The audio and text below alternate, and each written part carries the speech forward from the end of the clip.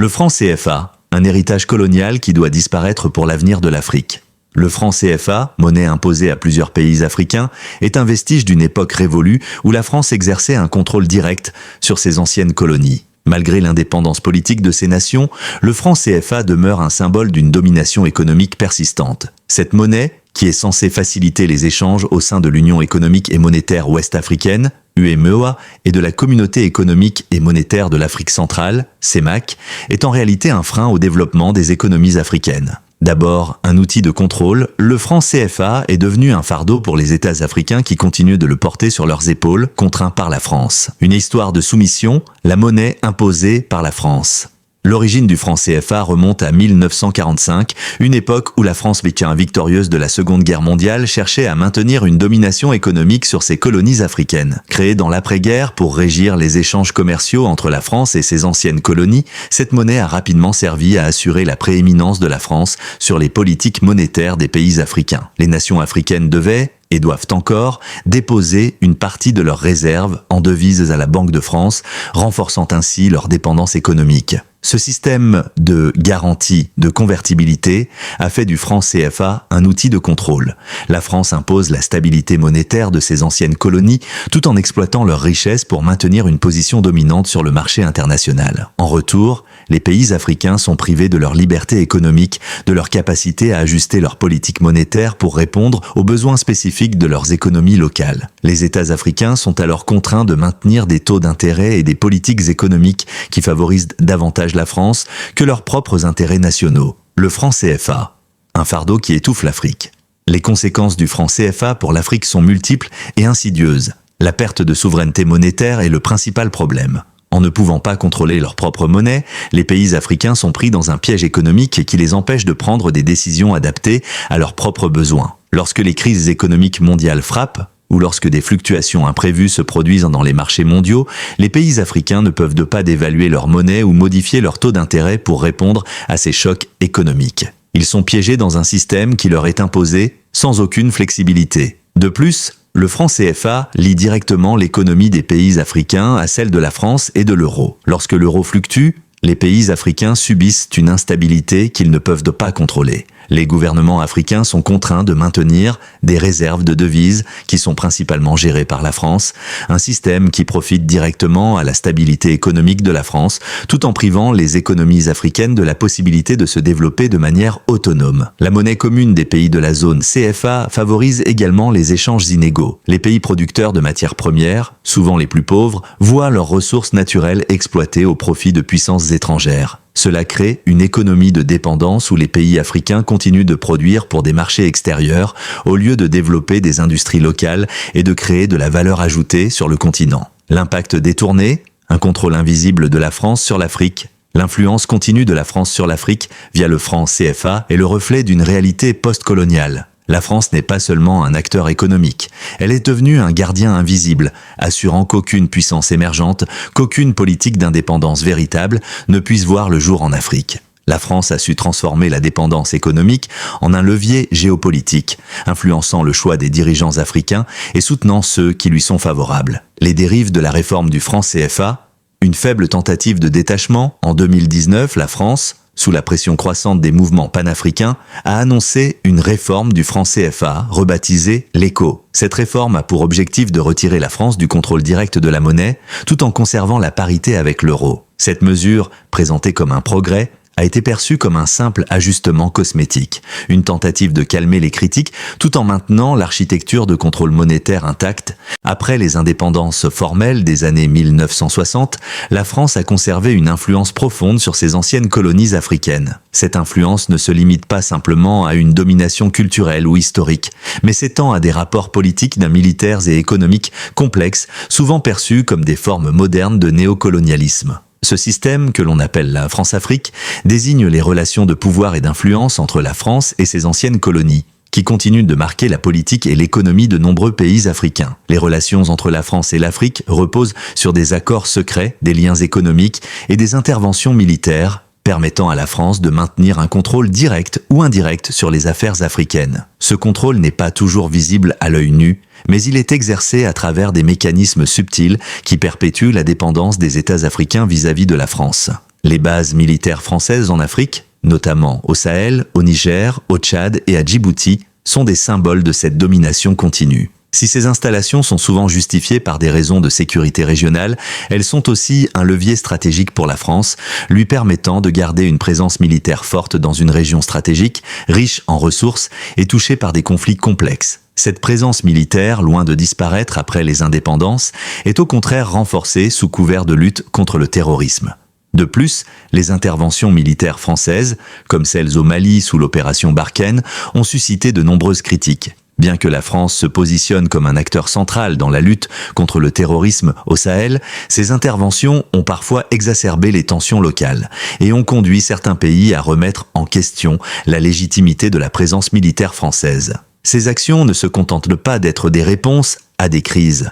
Elles sont aussi perçues comme une façon pour la France de maintenir son influence stratégique sur le continent africain. L'Afrique est le continent le plus riche du monde en ressources naturelles. L'uranium, le pétrole, les métaux précieux, le gaz et une multitude d'autres matières premières extraites des sols africains sont d'une importance stratégique pour l'économie mondiale. Pourtant, malgré cette richesse naturelle, une grande partie des bénéfices tirés de ces ressources ne profitent pas aux populations locales. Au lieu d'être une source de développement, ces ressources ont souvent été exploitées par des multinationales étrangères, principalement européennes, avec une faible retombée pour les économies locales. Les entreprises françaises, telles que Total, Areva et Bolloré, ont longtemps dominé l'exploitation des ressources africaines. Par exemple, le Niger, riche en uranium, fournit une part importante de l'approvisionnement en énergie nucléaire de la France. Cependant, les bénéfices générés par l'exploitation de ces ressources ne sont pas réinjectés de manière substantielle dans l'économie locale. De plus, les conditions de travail dans les mines,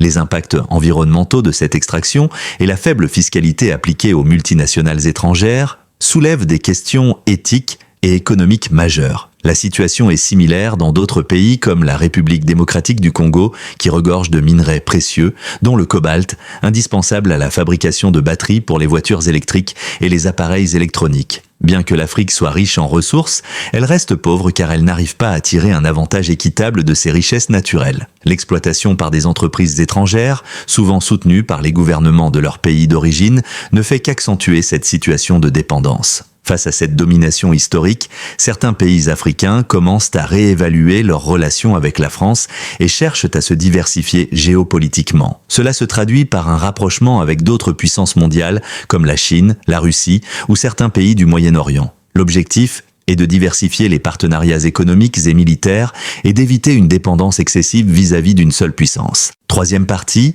l'avenir économique de l'Afrique sans le franc CFA, une nouvelle ère de prospérité. Nous avons exploré en profondeur la manière dont le franc CFA continue de maintenir les pays africains dans un état de dépendance économique vis-à-vis de la France, malgré des décennies d'indépendance politique. Mais à présent, il est essentiel de se tourner vers l'avenir. Qu'est-ce que l'Afrique pourrait devenir si elle parvenait à se libérer de ce joug monétaire ? Comment l'indépendance monétaire pourrait-elle propulser le continent vers un futur plus prospère, plus autonome et surtout plus équitable pour ses peuples ? Pour répondre à ces questions, il nous faut imaginer un scénario dans lequel l'Afrique, sans le franc CFA, serait capable de réorienter ses économies et de bâtir un modèle de développement fondé sur l'autosuffisance et la souveraineté. Il ne s'agit pas seulement de remplacer une monnaie par une autre, mais de repenser l'ensemble du système économique pour qu'il réponde aux besoins de l'Afrique et non à ceux de ses anciennes puissances coloniales.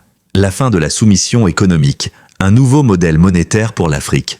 Le principal avantage qu'offrirait l'abolition du franc CFA serait la possibilité pour les pays africains de reprendre le contrôle total de leur politique monétaire. Cela signifie que les nations africaines pourraient fixer leur taux d'intérêt, gérer leurs réserves de devises et prendre des décisions monétaires qui soutiennent réellement leurs économies locales. Une telle liberté monétaire permettrait de résoudre plusieurs problèmes économiques majeurs auxquels l'Afrique fait face aujourd'hui. Par exemple, les pays pourraient dévaluer leur monnaie en cas de crise économique ou de choc externe, une mesure qui est actuellement impossible sous le système du franc CFA. La dévaluation est souvent un outil essentiel pour améliorer la compétitivité des exportations, réduire les déficits commerciaux et stimuler la croissance économique. Aujourd'hui, les pays africains sont privés de cet instrument vital, ce qui entrave leur capacité à réagir face à l'instabilité économique mondiale. De plus, le contrôle de la monnaie permettrait une gestion plus fluide des crises internes, telles que les crises alimentaires ou les catastrophes naturelles. Au lieu d'être soumis à des politiques dictées par des institutions étrangères, les pays africains seraient en mesure de réagir plus rapidement et de manière plus adaptée à leurs besoins spécifiques. Vers une stabilité durable, créer une monnaie africaine pour une croissance soutenue. L'un des principaux arguments contre l'abolition du franc CFA est que l'Afrique manquerait de stabilité économique sans cette monnaie. Mais est-ce réellement le cas? Les pays africains ont montré à maintes reprises leur résilience face aux crises économiques mondiales malgré les restrictions imposées par le franc CFA. L'Afrique a les ressources humaines, naturelles et financières pour créer une monnaie stable et bien gérée, mais cela nécessite une vision audacieuse et une coopération plus poussée entre les États africains. Dans ce scénario d'indépendance monétaire, il est crucial que l'Afrique crée une banque centrale continentale capable de réguler et stabiliser cette nouvelle monnaie. Contrairement à la Banque de France, qui gère actuellement les réserves des pays de la zone franc, une banque centrale africaine pourrait concevoir des politiques économiques basées sur les réalités locales. Cette institution serait responsable de l'émission de la monnaie, de la régulation des marchés financiers et de la gestion des crises monétaires éventuelles. Une banque centrale indépendante garantirait la stabilité économique du continent tout en renforçant les liens économiques entre les pays africains. Ce modèle pourrait permettre d'éviter les fluctuations des devises étrangères, comme l'euro, qui affectent régulièrement les économies africaines. En adoptant des politiques monétaires adaptées à leur propre réalité, les pays africains seraient en meilleure position pour faire face aux crises économiques mondiales sans que leur développement ne soit mis en péril. La diversification économique, de la dépendance à l'autosuffisance, une autre grande opportunité qu'offrirait une monnaie souveraine serait la possibilité pour les pays africains de diversifier leur économie. Aujourd'hui, de nombreux pays africains sont dépendants de l'exportation de matières premières, souvent au détriment du développement de secteurs stratégiques comme l'agriculture, l'industrie ou les services. La valeur des matières premières, comme le pétrole, l'or ou les minéraux, fluctue en fonction des marchés internationaux. Et les pays africains sont souvent victimes de cette volatilité. Avec une monnaie souveraine, les pays africains pourraient utiliser des politiques monétaires pour encourager la diversification économique. Par exemple, une dévaluation contrôlée de la monnaie pourrait rendre les exportations industrielles plus compétitives, tandis qu'une augmentation de la valeur de la monnaie pourrait favoriser l'importation de technologies et d'infrastructures nécessaires pour développer des industries locales. Une telle approche permettrait à l'Afrique de se libérer de sa dépendance à l'égard des exportations de matières premières et de commencer à investir massivement dans des secteurs à plus forte valeur ajoutée, comme la transformation des produits agricoles, l'assemblage de produits industriels et même le secteur des nouvelles technologies. Les pays africains pourraient également investir dans des secteurs porteurs comme l'énergie renouvelable, l'intelligence artificielle ou l'agriculture durable. Le commerce intra-Afrique, un marché de 1,4 milliard de consommateurs, l'Afrique représente aujourd'hui un marché potentiel énorme avec plus de 1,4 milliard de consommateurs. Pourtant, malgré cette immense opportunité,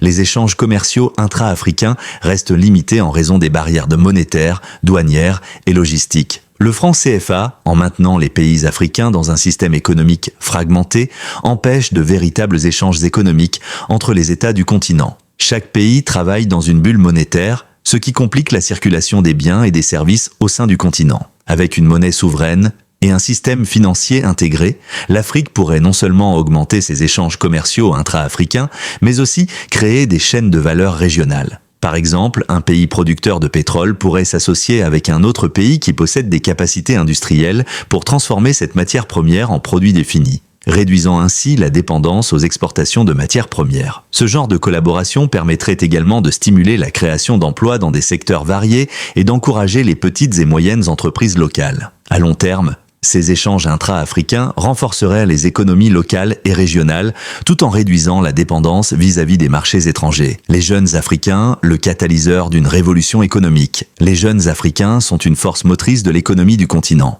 Plus de 60% de la population africaine a moins de 25 ans et cette génération représente un potentiel énorme pour transformer le paysage économique de l'Afrique. Cependant, pour que ces jeunes puissent concrétiser leur potentiel, ils doivent être libérés des chaînes économiques qui les maintiennent dans un système de dépendance. La création d'une monnaie souveraine offrirait une véritable opportunité pour les jeunes Africains de s'émanciper économiquement. Aujourd'hui, l'Afrique regorge d'innovateurs, d'entrepreneurs et de créateurs qui, faute de soutien économique, se voient contraints de quitter le continent pour réaliser leurs rêves. Avec une monnaie stable et une politique monétaire favorable à l'entrepreneuriat local, les jeunes Africains pourraient investir dans des start-up locales, lancer de nouveaux produits et investir dans des technologies et infrastructures innovantes.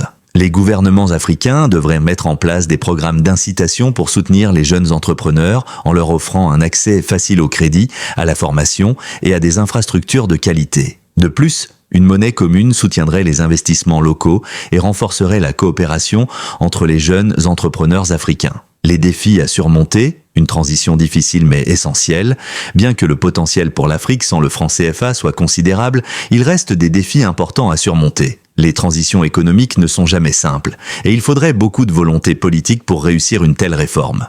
La mise en place d'une banque centrale continentale et la création d'une monnaie régionale nécessitent une coopération sans précédent entre les États africains. En outre, les infrastructures financières et économiques doivent être renforcées, et la corruption, qui reste un problème majeur sur le continent, devra être combattue de manière systématique. Conclusion, l'Afrique à l'aube d'une nouvelle ère. L'abolition du franc CFA est plus qu'un simple changement de monnaie. C'est un changement de paradigme. C'est un appel à l'indépendance,